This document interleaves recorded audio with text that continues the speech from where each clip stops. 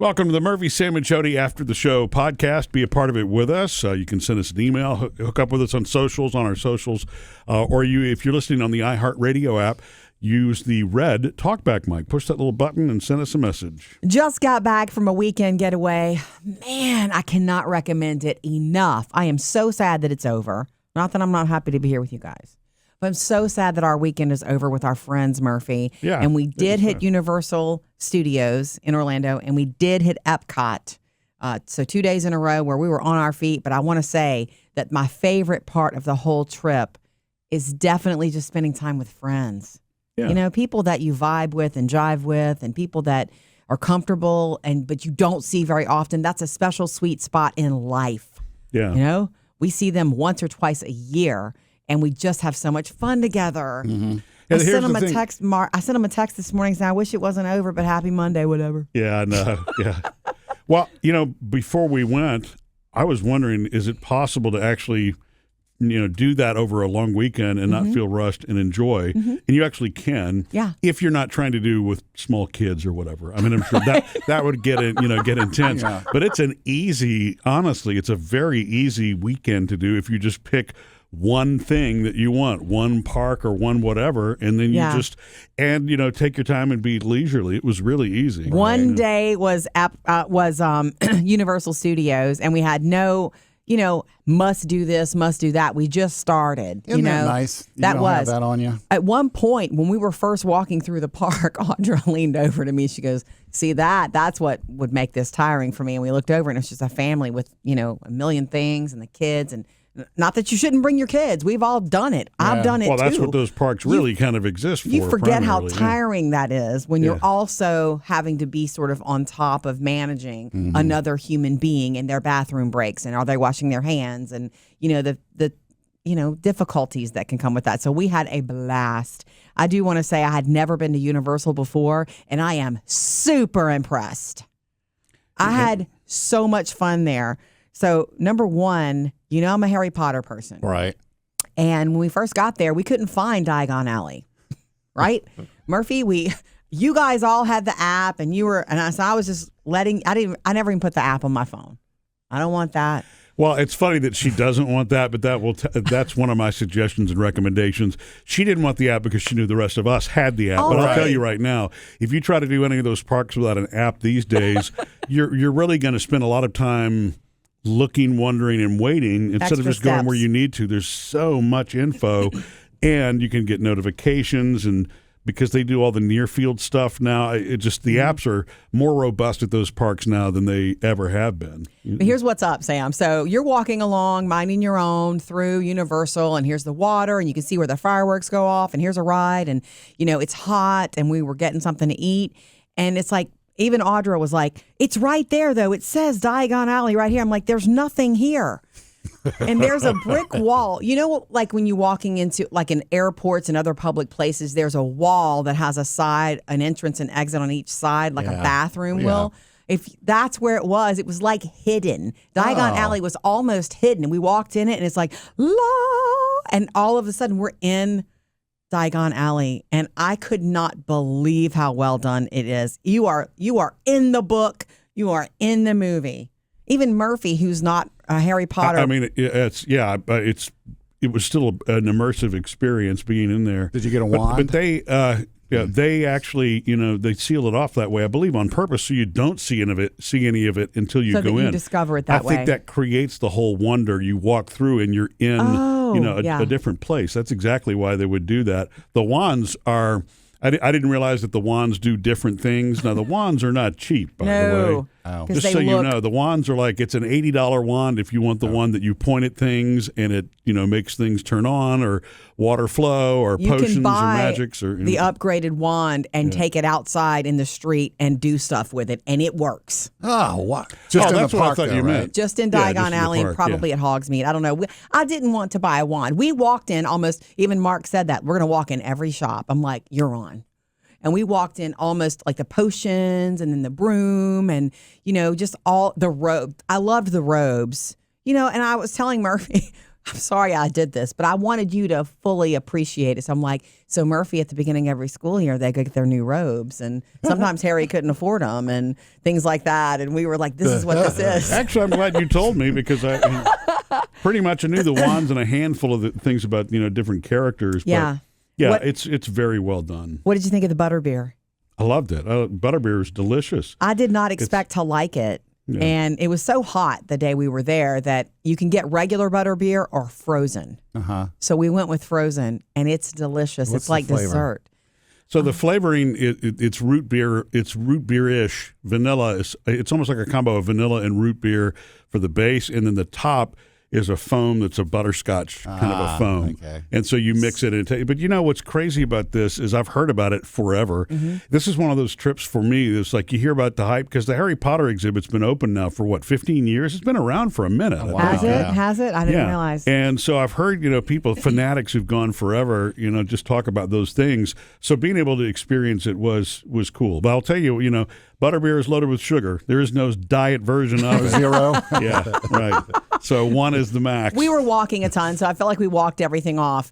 My favorite part of Universal comes up at this point, though. There's a lot to tell you about Universal, but my favorite experience at Universal, it was this. Once we were in Diagon Alley, and I was just, my mouth was wide open. I was just like, oh my God, look at this. Oh my gosh, look at that. Mark goes, you want to ride a ride? I'm like, yeah, I do. And I'm like, let's go. Escape from Gringotts. I say it right. It's the bank. Oh, well, you're in a mine car? I don't know if it was a mine car, but there's a mine scene. So anyway, Yeah. we go inside. It's an all indoor, air conditioned ride, and we didn't want to wait because Murphy and Audra did not want to ride. Right. So we didn't want to wait. So we did single rider. So he was in front of me and I was behind, and we just got on carts or whatever next to each other, and we didn't wait very long. So that's a trick. A lot of people want to experience those things together, and I understand that. Mm-hmm. I just wanted to ride the ride. He just wanted to ride the ride and not wait 60 minutes. Yeah, I mean, it works because if when you're there with your family, you're not going to be able to do single rider, right? Because you're not going to separate from your kids. Right. So I think there's a certain, percentage. The line is not as long, but it still can be a long line. We got on that ride, and I was so impressed. It's basically a hybrid. It was funny. I was telling everybody, I don't love just a simulated ride because it plays tricks on your mind. And I feel like I would rather actually drop and fall and move forward than to seemingly do those things. And he was like, uh-oh, because it's part simulated and part you are actually moving. Right. I was so impressed, Sam. I've ridden rides with you before over the years. I was so impressed with this ride. It was fun, surprise drops, cool, indoors. There's a dragon at one point, and you feel the heat from the fire. And then I don't remember if it was Harry or Hermione who, used their wand right in front of you and put the fire out, and you feel the water hit you. And then you drop into, and you're playing Quidditch with them, and you're flying through the skies, and whoa, wow. there's Hogwarts Castle, and then you stop to this jerk, and everything gets dark. This is just one by one retelling, and the snake, Voldemort's snake, it seemingly bites your head off. It's like I could see how kids would be scared of this ride. Yeah. You have to know your kids to know. And then there's Voldemort right in front of you. It is so freaky, but you're not just experiencing this stuff head on. You're going sideways and backwards and like you're going to fall. It's crazy. Huh. It's a different level than I expected. Yeah, that sounds like fun. Well, it was a blast. You've never really ridden many of those 3D rides, Jodi, in the past, right? Yeah. I like the real rides. Yeah, I wish for me that it wasn't a Disney. My equilibrium thing is so bad. 3D just always just makes me crazy queasy. And I think on top of that, those rides are, they mess with there's motion, so there's a lot of roughness to them too. So it's like you're in a battle with what's real and what's not real in those rides. And Audra didn't want to ride at all either. She didn't want to ride, so that made me feel better. We just went and waited in the gift shop for them to come out because every ride ends in a gift shop. That's right. Yeah. So the next thing that's cool, and look, there's a lot to this park, but I'm just super. If you can tell, I feel like a kid. About I can't tell. I want to read the books again. That's how ridiculously well done this part of the park is. Then we wait in kind of a long line for the Hogwarts Express. You go to King's Cross. The train? You go to, platform 9 3/4, and you wait for the train. And that took a long time because I think only one train was running. Yeah. Or something. Like, we almost forfeited that. Like, this was a trip of a lot of technical malfunctions. Yeah. All I feel like maybe way. they're are they getting the park ready for summer? I don't know, but a lot of stuff was like, we're having difficulties right now. Did you have to go through a wall to get the 9 3/4? I mean, no, I wish. Yeah. It made it, I won't spoil it, but it make you trick you to think you're going through it. Gotcha. But the ride. It does. There's a way that they do that, but it's there's a train. The train ride was really cool because you don't see out of the windows of the park because that would ruin your Harry Potter experience. It's the windows are screens and you're seeing. I was kind of hoping I would actually see outside, but yeah, it's screens and That's cool. And out in the car, they close. You're in a car just like in the books with other people. But you hear Harry and Hermione outside of the door. It's just so cool. They think of everything. So the Harry Potter exhibit is really in two different places in the park for that reason, and then you exit back out and you keep doing. You exit back out into Hogsmeade. Oh. And I was not expecting that. I thought, okay, Harry Potter's done. And we exited into Hogsmeade, and there is Hogwarts Castle. And I'm like, oh my gosh. And again, Mark goes, do you want to go ride something? I said, sure. He goes, let's go single rider right now. Boom, boom, boom. And I didn't even know. We were in line for this ride. And I said, I don't even know what this ride is. And the lady said, I can't remember, Journey to Hogwarts or the full Harry Potter experience. It was also the same thing, but inside Hogwarts Castle. And you're doing this big ride. And Oh, man. we did single rider. Anyway, I'll shut up about it, but about the Harry Potter part of it. But I loved that. And I could not stop taking pictures for Phoebe, our youngest, who is also a Potter person. Well, I would say anybody who's a Potter fan that hasn't done it yet.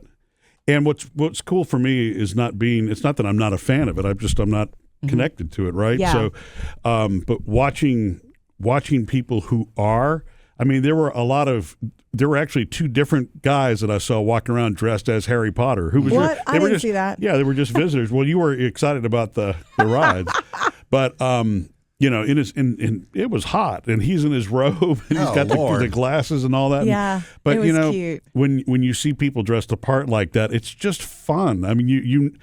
You know that it's the same thing with Disney fans, right? The people who are truly fanatical, they're all about it, and they get dressed up, and they go multiple times a year. That is their thing, and so we saw that at Disney also the next day that we were there. But I didn't get to ride Hagrid's motorbike adventure, which looked really fun and a true, legit roller coaster. And they had a couple of other smaller rides that would be good for kids because realize Harry Potter starts at age 11 and goes up until his young adulthood. So but it's all ages. There's a lot more to Universal than just Harry Potter. Yeah, I was going to ask know. if y'all It's not- never Okay, I'm left sorry. Right. Yeah.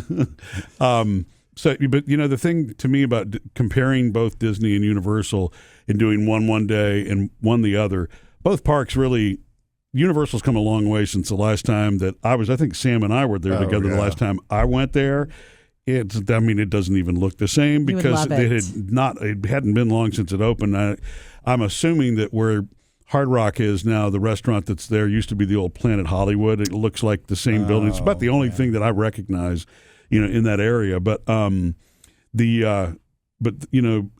I think Disney still edges out Universal slightly when it comes to the cleanliness and just the overall feel, in the park. Maybe they've just been at it longer, but it's close. I didn't think Universal was as clean. The bathrooms weren't as clean. They were. It just didn't. I didn't notice feel the same. that. Yeah. I don't know. I didn't notice that. If I was going a third day, I would have gone back to Universal. Not that I loved Disney, but it was different for me. The Harry Potter thing was so different. I'm not saying one's better than the other. I'm just saying that they're that they've. I think that they're different parks. Universal, I do believe, caters more to the adult crowd than it does to the younger crowd. I was really sad that the Hulk coaster was closed. That was one of the ones I wanted to ride. It's my kind of roller coaster. It's over water. I wanted to ride it. So did our friend Mark. It was shut down for the day. But we did the Spider-Man, which is also very popular and all that. And it was funny because we waited in line for that. And me and Mark and Audra, she wanted to finally try one. And I'm glad she did. But right before we were about to get on it, they shut it down for technical reasons. And I thought, really? But we waited and got on it. I was like, I'm not going to worry about what the technical reason was. We ended our day. We were leaving the park talking about what else to eat, and we ended up, there's something there on the way out. I can't remember what it's called now, Murph. Well, it's just a strip of restaurants on the way out once you get past the ticketed gate and all that. And so we ate there at a place called the Cowfish. Cowfish? It was delicious sushi. Oh. Well, they have hamburgers and sushi. And it was delicious. Do you want to tell them about your sushi roll, though? Well, yeah, you think yours was delicious. Mine was odd. Right. So they are basically supposed to be a burger and sushi infusion restaurant. Mm-hmm. It's a weird combination. I mean, it sounds like a strange combination. And one of their signature dishes, I just figured I would try, and it just was a little bit of a letdown. They do something that they call, I'm not even going to remember the term of it now. It's like a burger roll. No, but they call it a hamburger ushi, something like that. It's hamburger sushi, and they make it taste like cheeseburger, and it just doesn't work. Aww. For me, it doesn't work.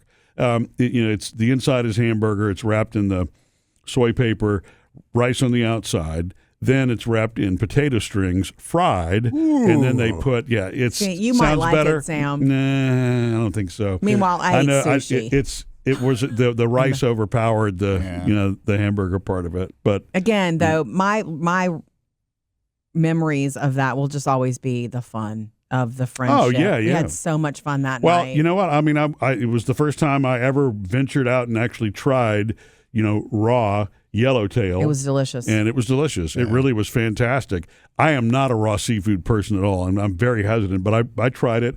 And with the soy sauce, I mean, it wasn't fishy. It was perfect. So that part was that was a cool experience. We had a salmon teeny, the raw salmon, and it was delicious too. In a drink? No, it's called that, but it's like an appetizer. Oh, okay. It was served in a martini glass, but it was like kind of like shrimp cocktail. Yeah, it was very delicious. So it was not my first time with raw sushi, but the yellowtail was delicious. When you're on vacation, I think sometimes you're willing to take a chance on something you wouldn't do normally. I don't know if it's just because you're throwing caution to the wind, and you're not in your regular environment. Well, what you said you tried, I would have tried that just because it was different. Yeah, jalapeno on top, and there was a sauce. And Sam's talking about the hamburger sushi. Oh, I'm okay. Yeah, you would have liked that, I think, Sam. Yeah. Well, I want to hear about the pretzel bread pudding over at Disney. Okay, well, so the next day, tired as we were, 16,000 steps the day before, we slept in. I think we were dragging a little bit for the second day for Epcot, but it didn't matter. Also, take your time. I had only ever been to Epcot once for 1 hour in my life, and I barely remember it. So we took our time, and so when we first got there, we kind of agreed the place that we most wanted to see with the countries, the pavilion, because there's a lot to do there, but that's what we wanted to see. And that was fantastic. And what you're asking about is, well, we did the Ratatouille experience, which was cute and cool. That part of the park was slammed. Well, what's the Ratatouille experience? Is it a ride? So yeah, it's a simple ride, but it's kid friendly. So there's not a whole lot of you're going through the kitchen and you're riding along and you're jumping around with the rats. Oh, cool! And it's I would love that one. It's a fun little it's a cute little experience. It was cute and it was nice because it was air conditioned inside and it was hot outside. That was a busy part of the park right before you get to all the different countries. Yeah, and I'll tell you that, the thing about Epcot, Jodi and I never really got to do Epcot when we would go with the girls to Disney, which we've only done twice before, because, it's Magic Kingdom. It's the, animal, it's all of that. It's and I think you and I might have had dinner, and even after going back through Epcot, I have no idea, no recollection of where we ate that time. But this time, going in to Epcot, you definitely want to use the app for starters, because the app will also help you find your car when you're done. But if you want to, it's such a large park that when you want to go to all the individual countries, you need to know where you're going. I mean, I guess you could just kind of be surprised as you went along. But if you have a destination, if you don't really have a good 8 to 9 hours, we were in that park for a long time, all day, then you're gonna have a tough time really seeing every piece of it. So the app is just like awesome, and you can filter in the map view, and it shows you what direction you're going. And of course, apps have shown wait times for rides now for a long time, so that way if you're balancing the food part and the rides part, kind of what you're getting into. I feel like we made Epcot more about food for sure. Like as soon as we hit France, which I think may have been the first country, we were in line for croissant, right? And some sort of cake. We well, ate. the croissant had if you say it that way. Croissant. Yeah. Had Goat cheese. It had goat cheese in it. It was a little Borson-like. Not that that's bad. That's what delicious. it reminded me of. It was good. We ate our way through Epcot, honestly. And then I don't remember the order, but when we hit... I think we had one more snack before we had pizza for lunch, we right? I didn't have another snack. Maybe that was me. No. I think Audra and I had a Bellini in Italy. Oh, yeah. So you did have a snack. Yeah. Since So I we don't had a drink Bellini when we hit the Italy area, and I'm just looking around at, we were looking at Italian leather and all that kind of stuff. And then Mark had made reservations at this pizza place for like 8 o'clock that night. But there was the place, and we were like, man, I could eat lunch here. So he went in, and we were able to get in for lunch instead, which is like, if you can eat here for lunch now, do it. And so we sat down inside, and it was fantastic. Our server, she was from Italy, and she was fantastic. And the pizza was incredible, was it not? Yeah, it was very good. It was good. It was really, really thin, and she was telling us all about the ingredients being 99% of the ingredients came from Italy. Yeah, wow. Because they wanted it to be as authentic as possible, and it was delicious. And that's one thing I didn't know what to expect, because it's the park, and it's a lot of food that you have to make for a lot of people, which, by the way, that's another thing to make sure that you do. I remember this from our first time, and I'm no Disney expert, but make a reservation when you book your trip. If there's a restaurant you really want to try, you really need to book it, well in advance, because the walk-up crowds are always huge, and you may not get into some of the specific restaurants that are more popular because they only seat so many people. Mm-hmm. So it was a really good thing that, Mark was able to do that. And it was impressive to me that they let the reservations, like, we know it's for 6, but if you made a reservation, you can come in now. And so it worked. Yeah. But, I was concerned that the food might be kind of the way that, like, cruise ship food or mass-produced. The mass-produced stuff, right? Because it's a challenging quality control, right? When you're feeding thousands and thousands of people every single day. And I don't know how they pull it off in Epcot where they're being that specific, because I'm sure they're having to be very manufactured about it. They're being intentional, right? Too. But it was it was really good quality. I think Audra thought that the meatballs and spaghetti were a little average, but the pizza was very good. Right. She had wanted to order pasta just because she was there, and the only one she could do on a side was more like the kid thing, was why that probably didn't live up. But that was delicious and fun. Then we get out, we're walking around, the rain comes, we find ponchos, and then we go to the Germany pavilion.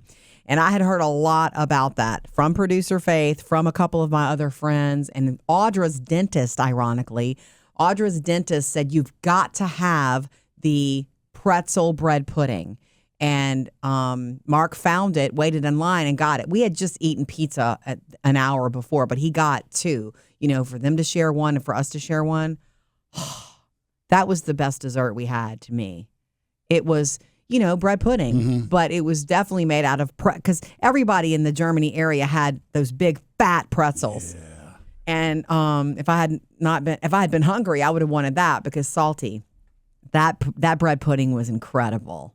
I was not even hungry, and I was like, give me another bite. Yeah, it was really good. Whatever the sauce was on top, I think, is what made it really good. It's interesting to look at the architecture, too. And then you walking through these, we were walking through the gift shops, trying to get out of the rain, and a lot of them are connected. And 2 gift shops down, I could smell something. And then 1 gift shop closer, I could smell it even stronger. And I'm like, whatever that is killing me. It's calling my name.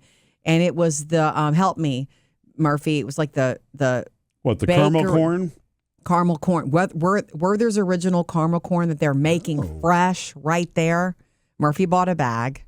And I wasn't going to, but it was at the cash register. So I bought a pecan cluster. I kind of had to, right? Yeah, I just had to. The smell of that, they are making money because it smells great. I mean, they deserve it. It was all really good. Mm-hmm. The one thing that I wondered is they've got a Christmas village in that little area too, with ornaments and those kind of things, and some of them are really delicate.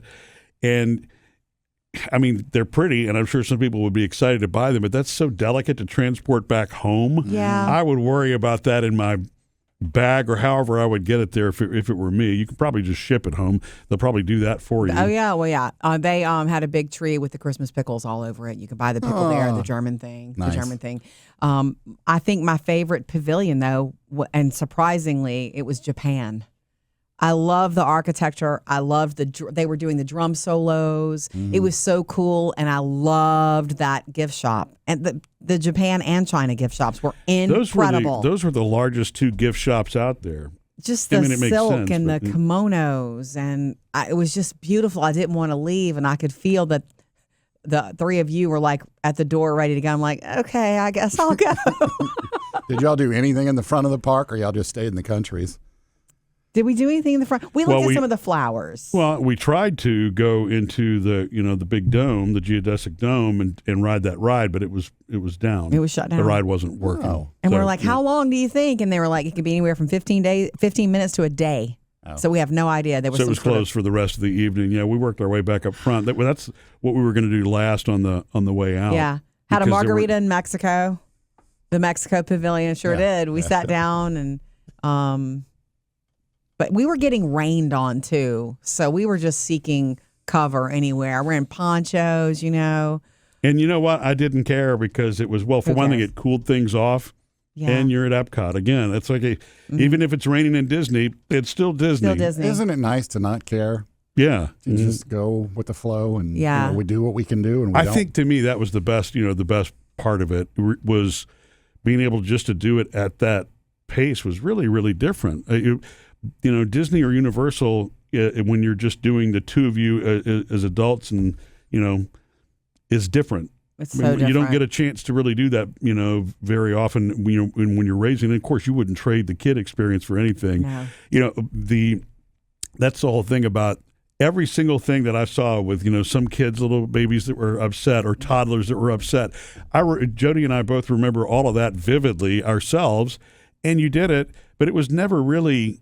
they're fond memories when you look back on them. It's a lot to manage, but it's so different when you're going in at your own pace. It's almost like you're an observer of those things, and you just go to, if you want a Mickey bar, you get a Mickey bar. You're not buying down. 4 of them if you don't have to. Yeah. I 5 think, or honestly, whatever. we were sitting down whenever we felt like it, too. And you don't necessarily, you don't get kids the break. don't want to do that. Oh, yeah. Kids want to go until ride, they're so overstimulated, and then they just collapse. So you don't have to do it that way. We did the Nemo family experience on the way out, which was really cool. But unfortunately, once we got off the ride, I wanted to go upstairs and check out all the aquariums because they have a lot of aquariums in there. And that's whenever the park was shutting down. You take your time, you miss some stuff. So I wanted to go see the sharks and I wanted to go see the jellyfish. And it was like, I'm sorry, we're closing for the night. And remember, we went before Memorial Day. So, the park's regular hours go much longer than that during the summer and things won't shut down. And we didn't do Epcot with the girls, and there are plenty of things that kids will enjoy there. It's certainly more adult, focused. It's culture focused. Culture focused, but it is laid out so that there is a kids ride really in every part of the park. Yes, so smart. One mistake I made, take this thought with you, because you can carry a backpack into the park, which I did. So I have a sweet, not too big backpack, but it was just for whatever, my sunscreen, ponchos, whatever we might need, our sunglasses. But because you can also bring water bottles and you can bring snacks, I don't know what it is about me. It's the mom forever thing. I did this. Audra did this too. We had snacks in there. At Epcot, you're not going to eat your snack mix that you bought at Walmart necessarily. Kids might. You're going to eat the pretzel bread pudding. Yeah. Like everything that we ate, and we ate our way through that park, was something special in that park. So when I got back that night, and I'm at one point, I was just like, why is your backpack so heavy? And I'm like, I have no idea. I started unloading. I've got your Swedish fish in there, Murphy. I've got snack mix. I'm like, that's why it was heavy. I had 10,000 calories. I didn't realize that you brought the snack mix. The Swedish fish is a key. I don't know why I did that. Swedish fish is to treat low blood sugar. But yeah, so that's one thing. It's like you can bring 1 or 2 little things in case, or if you have little kids with you and they may need something. Like the little Cheerios and goldfish stuff you used to do with the girls. You're going to eat in the park. You're going to eat the special food. Yeah. So I won't do that again. Yeah. But had a fantastic time. A weekend away is a beautiful reset in life. Highly recommend, but mainly time with friends. We really... We had a blast because of where we were, but the reason we had a blast is because of friends. Yeah, Spending absolutely time. it was. Missed any part of the show? Get it all on the Murphy, Sam, and Jodi podcast.